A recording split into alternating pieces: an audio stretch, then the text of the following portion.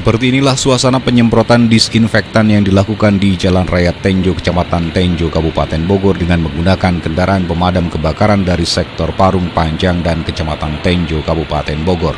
Penyemprotan disinfektan ini dilakukan terhadap kendaraan yang hilir mudik dari daerah Tenjo menuju Tangerang dan sebaliknya yang melintasi Jalan Raya Tenjo.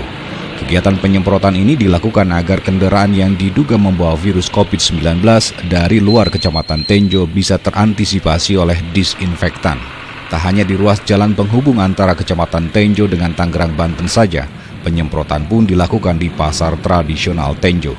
Dengan penyemprotan disinfektan ini, pemerintah Kecamatan Tenjo berharap wabah virus COVID-19 bisa tertanggulangi dan bisa masuk ke wilayah Tenjo, Kabupaten Bogor.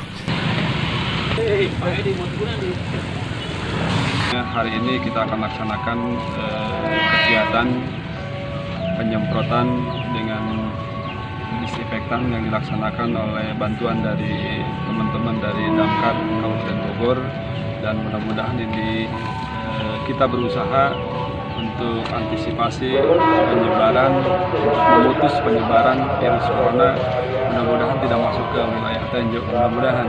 Dan mari kita sama-sama lawan penyebaran virus corona ini dengan berbagai cara, yaitu yang pertama adalah saya mengajak kepada seluruh masyarakat Kecamatan Tenjo, kita sama-sama untuk disiplin diri.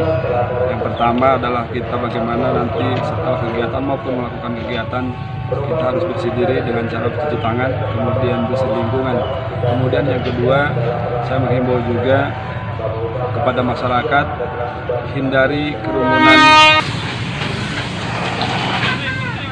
Dari Tenjo, Kabupaten Bogor, Mande Jajar melaporkan untuk Dinamika News.